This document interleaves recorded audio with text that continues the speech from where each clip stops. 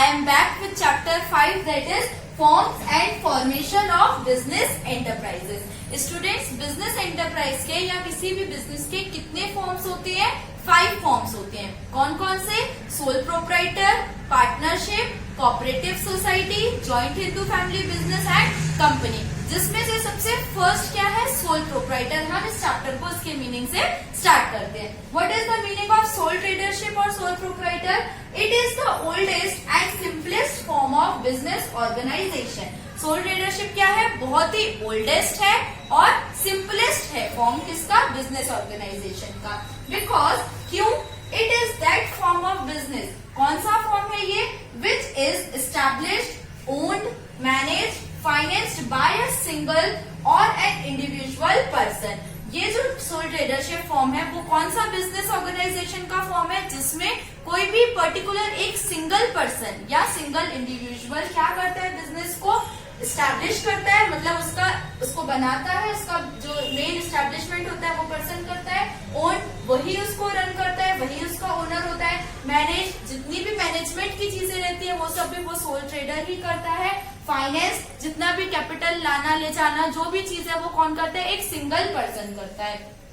Who makes himself responsible for all the risk and gain. जो ये single owner होता है या सिंगल इंडिविजुअल होता है, ये क्या करता है? जितने भी रिस्क फैक्टर होते हैं या जितने भी गेन्स होते हैं वो सब चीजों के लिए रिस्पॉन्सिबल खुद होता है. He is known as sole proprietor और sole trader. हम जो ये इंडिविजुअल पर्सन है उसको क्या बोलते हैं? सोल प्रोप्राइटर या तो फिर sole trader. So which form is sole tradership? Sole tradership कौन सा फॉर्म है? सबसे ओल्डेस्ट फॉर्म है और सबसे सिंपलेस्ट फॉर्म है. किसका?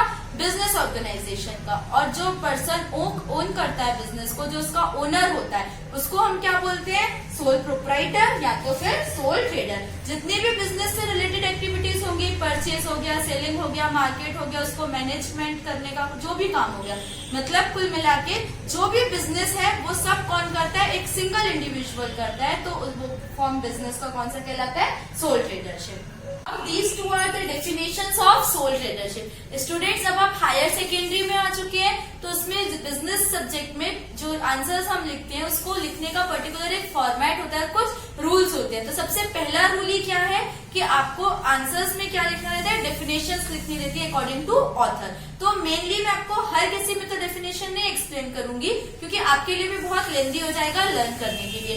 इसीलिए जो क्वेश्चंस डेफिनेटली पेपर में आते ही है या 99% उनके आने की गारंटी होती है, हम सिर्फ उन्हीं के डेफिनेशन देखेंगे. So according to doctor John A Shubin, इन्होंने हमें क्या बताया? क्या है sole tradership?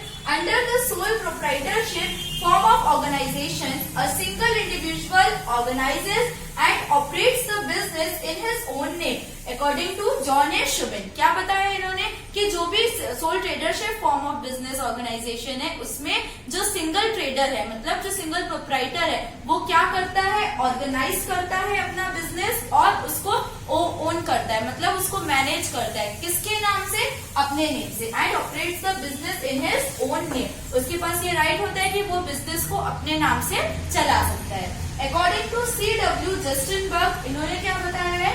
The individual proprietorship is a business enterprise owned by an individual who is usually the manager of the business as well as its owner. इन्होंने क्या बताया कि ये जो फॉर्म है सोल ट्रेडरशिप वो क्या है? एक सिंगल इंडिविजुअल रन करता है, वो उसका मैनेजर भी होता है और उसका ओनर भी होता है. नेक्स्ट हम देखते हैं सोल ट्रेडर के कैरेक्टरिस्टिक्स और importance. These are the characteristics, advantages and disadvantages of sole proprietorship. सबसे पहला कैरेक्टरिस्टिक क्या है? Single trader. अभी हमने क्या देखा था मीनिंग में सोल प्रोप्राइटरशिप के कि उसका जो भी मैनेजर होता है या ओनर होता है वो कौन होता है? एक सिंगल ट्रेडर होता है. Next is unlimited liability. Unlimited liability कहने का मतलब स्टूडेंट्स क्या है कि अगर कोई भी जो सिंगल ट्रेडर है उसने किसी से क्रेडिट लिया है या किसी से लोन लिया है और अगर आने वाले टाइम पे इन फ्यूचर कुछ ऐसी अनसर्टेनिटी हो जाती है तो वो उसको पे नहीं कर पाता है, मतलब वो इंसॉल्वेंट हो जाता है. इंसॉल्वेंट मतलब उसके पास अब कुछ भी पे करने के लिए मनी नहीं होती है. तब वो क्या करेगा? जो भी उसकी पर्सनल प्रॉपर्टी प्रॉपर्टी है उसको सेल करके सामने वाले का जो उसने लोन लिया है उसको पे करेगा। इसलिए सिंगल ट्रेडर की क्या होती है, अनलिमिटेड लायबिलिटी होती है। Next is easy to form and easy to dissolve, कि वो जो भी सिंगल ट्रेडर है जब चाहे अपना बिजनेस स्टार्ट कर सकता है और जब चाहे अपना बिजनेस एंड भी कर सकता है, उसे किसी से पूछने की जरूरत नहीं है। Next is flexibility. अब क्या देखा हमने, फ्लेक्सिबिलिटी का मतलब क्या होता है, जब जैसा हम चेंजेस चाहे हम वैसा हमारे बिजनेस में चेंजेस कर सकते हैं। जैसे अगर हम इजी टू फॉर्म है और इजी टू डिसॉल्व है, जब हम चाहे एस्टेब्लिश कर दें, हम जब चाहे डिसॉल्व कर दें। तो फ्लेक्सिबिलिटी है, वो अपने रूल्स रेगुलेशंस चलाएगा। सिंगल ट्रेडरशिप, मान लीजिए उसकी कोई शॉप है, जब उसका मन करेगा तो वो बंद भी कर सकते हैं और जब उसका मन करेगा तो वो ओपन भी कर सकते हैं। तो ये सारी फ्लेक्सिबिलिटीज है। Next is limited capital. अगर सिंगल ओनर है तो उसके पास तो इतना सारी मनी होगी नहीं अपना बिजनेस स्टैब्लिश करने के लिए, तो लिमिटेड कैपिटल होती है जनरली सब बिजनेस के पास। Next is one man control. अब उस पे किसका कंट्रोल रहेगा, वही ओनर है, वही मैनेजर है, तो कंट्रोल भी कौन करेगा, एक सिंगल प्रोप्राइटर करेगा। So these are the characteristics of single tradership. Next is advantages. क्या क्या एडवांटेजेस है, सबसे पहला इजी फॉर्मेशन, इजीली फॉर्म हो जाता है ये business. Next is secrecy, secrecy maintain रहती है। सिंगल ट्रेडर है, ना उसे किसी से कुछ पूछना है, ना किसी को कुछ भी बताना है, तो जितने भी इसके बिजनेस के सीक्रेट्स हैं वो अपने तक रखते हैं, तो उसकी सीक्रेसी मेंटेन रहती है।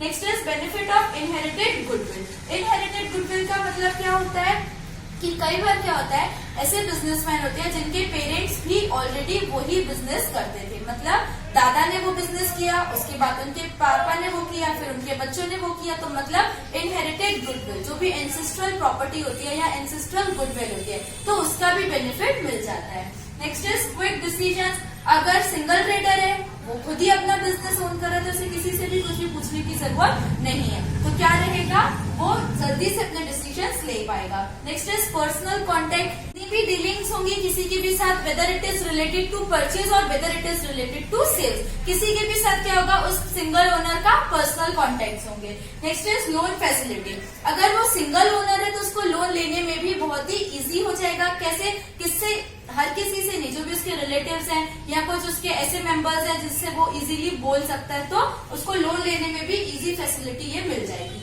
सो these are the advantages of sole tradership. Now disadvantages. अब हर सिक्के के दो पहलू होते हैं, every coin has two sides, head and tail, तो इसके कुछ एडवांटेजेस भी हैं और कुछ डिसएडवांटेजेस भी है। तो पहला डिसएडवांटेज क्या है, अनसर्टेन लाइफ। किसी की भी लाइफ सर्टेन है क्या, कि आप कितना टाइम तक जिएंगे या मैं, नहीं, किसी की भी लाइफ सर्टेन नहीं है, एक अनसर्टेनिटी हमेशा बनी रहती है।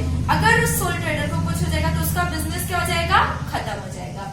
Next is unlimited liability. अभी हमने यहाँ पे कैरेक्टरिस्टिक में देखा था अनलिमिटेड लायबिलिटी क्या है, सेम वही चीज क्या है सोल ट्रेडर का डिसएडवांटेज है। अगर उसके पास लिमिटेड कैपिटल है और लिमिटेड प्रॉफिट वो अर्न कर रहा है, तो अगर उसने किसी से लोन लिया है या कुछ भी क्रेडिट में लिया है, तो वो उसको पे करने में एबल नहीं होगा, तो उसे अपनी पर्सनल प्रॉपर्टीज को सेल करके भी सामने वाले का जो भी डेट है उसको पे करना रहेगा, तो उसकी लायबिलिटी जो है वो अनलिमिटेड है, इसलिए ये इसका डिसएडवांटेज है।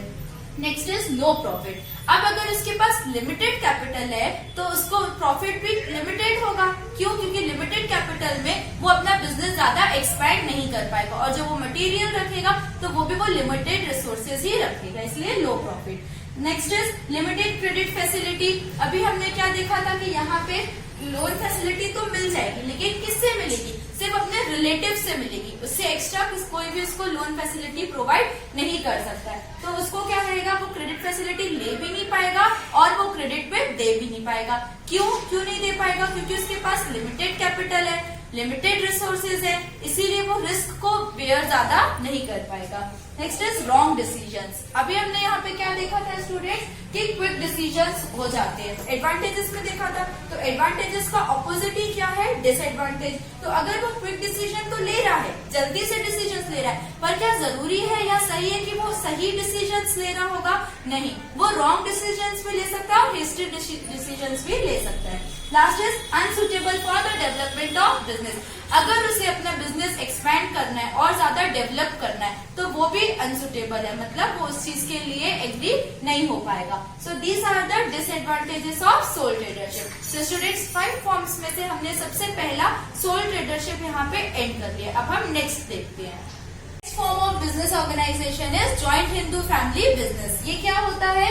It is that form of business organization in which all the male members of a Hindu undivided family carry on business under the management and control of its कर्ता। Joint Hindu family business वो होता है जब कोई भी एक Hindu family अपना business run करती है, अपना बिजनेस ऑपरेट करती है।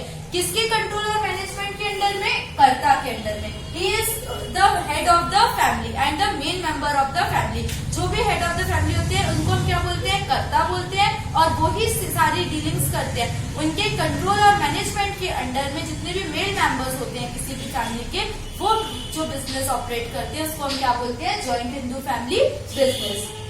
There are two schools of Hindu law. Hindu law के अकॉर्डिंग दो स्कूल्स हैं। कौन कौन से? The Dayabhaga school and the Mitakshara school. अब इनके अंडर में हमें क्या चीज बताई गई है? दयाभाग स्कूल के अंडर में both male and female have rights after death of father. जितने भी मेल मेंबर्स हैं और जितने भी फीमेल मेंबर्स हैं उन दोनों के पास सेम राइट्स हैं। कब राइट्स मिलेंगे उनको? जब उनके फादर की डेथ हो जाएगी। फादर मीन्स की अगर वो हेड ऑफ द फैमिली है, मीन्स अगर वो करते हैं तो उनकी डेथ के बाद जितने भी राइट्स और पावर्स हैं वो मेल मेंबर और फीमेल मेंबर्स में इक्वली डिस्ट्रीब्यूट होंगे। ये किनके अकॉर्डिंग है? दयाभाग स्कूल के according. Now next is Mitakshara. इनके अकॉर्डिंग क्या है? Only male members have rights since birth. जितने भी उस फैमिली के मेल मेंबर्स हैं, बॉयज हैं, तो उन सबके पास राइट है। कब? जैसे ही उनका बर्थ होगा उस फैमिली में तो वो पूरे राइट्स उनको मिल जाएंगे। नेक्स्ट हम देखते हैं इसके characteristics, importance and disadvantages. Characteristics, advantages and disadvantages of joint Hindu family business. सबसे पहला कैरेक्टरिस्टिक क्या है? Unlimited liability. जैसे सोल प्रोप्राइटरशिप में अनलिमिटेड लायबिलिटी होती है, वैसे इसमें भी होती है। किसमें? जॉइंट हिंदू फैमिली बिजनेस में। बट किसकी होती है? मेन जो मेंबर होता है, अभी हमने देखा किसकी? कर्ता की। जो ओनर होता है उस बिजनेस का, तो उसकी अनलिमिटेड लायबिलिटी होती है। Next is membership. अब यहाँ पे क्या रहता है? कोई भी एग्रीमेंट नहीं रहता है, कोई भी फॉर्मल एग्रीमेंट नहीं रहता है वहाँ के मेंबर्स के बीच में। जैसे ही अगर किसी ने भी उस फैमिली में बर्थ लिया और वो उस बिजनेस का मेंबर हो जाता है। Next is females membership. पहले जॉइंट हिंदू फैमिली बिजनेस में नहीं होती थी फीमेल की मेंबरशिप, मतलब जो भी राइट्स थे वो फीमेल्स को नहीं दिए जाते थे। But after Hindu succession act 1956, इसके बाद फीमेल्स को भी सेम वही राइट दिए जाने लगे जो कि मेल्स के लिए थे। Next is no registration. हमें कहीं पे भी इस बिजनेस का रजिस्ट्रेशन करवाने की, कोई फॉर्मल एग्रीमेंट करने की जरूरत नहीं होती है। कोई भी एक फैमिली अपना बिजनेस स्टार्ट कर सकती है। Next is परपेचुअलिटी। परपेचुअलिटी मतलब कंटिन्यूअस सक्सेशन, कि अगर कर्ता की डेथ हो जाती है तो उसके बाद जो हेड ऑफ द फैमिली होगा कर्ता के बाद, तो वो उस बिजनेस को आगे ऑपरेट करेगा और एक्सपेंड करेगा। These are the characteristics of joint Hindu family business. Now advantages में सबसे फर्स्ट पॉइंट क्या है? Easy formation. कहीं पे भी हमें कोई भी एग्रीमेंट और लीगल फॉर्मेलिटीज करने की जरूरत नहीं है, तो हम इजीली फॉर्म भी कर सकते हैं और इजीली उसको डिसॉल्व भी कर सकते हैं। Next is no limit for maximum members. कोई भी लिमिट नहीं है इसमें मेंबर्स के लिए। अभी हम जब आगे पार्टनरशिप पढ़ेंगे तो उसमें लिमिटेड मेंबर्स होते हैं, लेकिन जॉइंट हिंदू फैमिली बिजनेस में ऐसा कोई भी रूल नहीं है कि हाँ हमें 10 मेंबर चाहिए या हमें 20 मेंबर चाहिए। जितने भी इस फैमिली के मेंबर्स होंगे वो सारे उस बिजनेस को ऑपरेट कर सकते हैं। Next is benefit of ancestral goodwill. Ancestral goodwill मतलब कि जो भी हमारे बड़ों की प्रॉपर्टी रहेगी या उनकी जो भी गुडविल है वो किसको मिलेगी? और जो उनके छोटे हैं उन सबको इसकी गुडविल का बेनिफिट भी मिलता है। Next is limited liability of members. अभी क्या देखा हमने यहाँ पे? अनलिमिटेड लायबिलिटी ऑफ कर्ता। तो जो भी जॉइंट हिंदू फैमिली बिजनेस होता है तो उसमें जो मेन लायबिलिटी होती है, जो अनलिमिटेड लायबिलिटी होती है, वो किसकी होती है? मेनली कर्ता की होती है। बट जो उसके मेंबर्स होते हैं उनकी जो लायबिलिटी होती है वो बहुत ही लिमिटेड होती है। Next is protection of minors interest. Minors कौन होते हैं स्टूडेंट्स? जो 18 ईयर से कम के होते हैं। 18 के अगर आप 18 क्रॉस कर लिए तो आप क्या कहलाओगे? मेजर कहलाओगे। तो जो माइनर होते हैं हमारे जो भी जॉइंट हिंदू फैमिली में, मतलब जो फैमिली में माइनर्स होते हैं उनका जो इंटरेस्ट रहता है उसको भी ये बिजनेस प्रोटेक्ट करता है। मतलब कि उनको यहाँ पे कुछ भी अपना लगाना नहीं है, वो अपने जेब का पैसा भी नहीं खर्च करेंगे, ना कुछ अपनी प्रॉपर्टी लगाते हैं। लेकिन अगर वो बिजनेस में मेंबर है, उसको ऑपरेट कर रहे हैं, तो जो भी प्रॉफिट मिलेगा वो उनको भी दिया जाएगा। किसको? माइनर्स को। So these are the advantages of joint Hindu family business. Now disadvantages क्या है? सबसे पहला पॉइंट अनलिमिटेड लायबिलिटी ऑफ कर्ता। कर्ता की जितनी भी लायबिलिटी है वो अनलिमिटेड है, मतलब जितना भी सब कुछ डीलिंग है वो किसको करना रहता है? कर्ता को करना रहता है। Next is limited managerial ability. अब क्या है, जैसे फैमिली में बहुत सारे मेंबर्स हैं, मेल भी हैं, फीमेल्स भी हैं, चिल्ड्रंस भी है, तो क्या सबकी एबिलिटी सेम रहेगी? नहीं, मेल्स की अलग, फीमेल्स की अलग और चिल्ड्रंस की अलग रहेगी। तो जो मैनेजरियल एबिलिटी है वो भी बहुत ही लिमिटेड हो जाएगी। अब बच्चे तो उस तरीके से काम नहीं कर पाएंगे जैसे बड़े करेंगे। Next is possibility of conflict. कई बार अगर एक फैमिली में बहुत सारे भाई हैं तो उनके बीच में कॉन्फ्लिक्ट्स भी हो सकते हैं, डिस्प्यूट्स भी हो सकते हैं, लड़ाई झगड़े भी हो सकते हैं। Next is danger of misuse of authority bye कर्ता। अब कई बार क्या होता है, जरूरी नहीं है कि हर इंसान सही तरीके से ही काम करे, तो जो भी फैमिली का कर्ता है, हेड ऑफ द फैमिली है, वो कई बार क्या कर सकता है, मिसयूज भी कर सकता है। किस चीज का? जो हमने उसको राइट्स दे रखे हैं, हमने मीन्स की जो फैमिली ने उसको राइट्स दे रखे, तो उसका भी मिसयूज हो सकता है, उसकी भी पॉसिबिलिटी होती है। Next is limited funds. अब यहाँ पे मेन जो फंड्स इन्वेस्ट कर रहा है बिजनेस में, वो कौन कर रहा है? कर्ता कर रहा है। तो जरूरी नहीं है कि हर कर्ता के पास बहुत सारे फंड्स हो, तो लिमिटेड फंड्स भी इसका डिसएडवांटेजेस है। तो ये सारे क्या है students, disadvantages of joint Hindu family business. तो अब यहाँ पे हमने सेकेंड फॉर्म कंप्लीट किया, कौन सा? Joint Hindu family business. अब इस पार्ट को हम यहीं पे एंड करते हैं। इसके आगे के जो 3 फॉर्म्स है वो हम नेक्स्ट पार्ट में कवर करेंगे। Next we will meet with part 2। Thank you for watching my videos.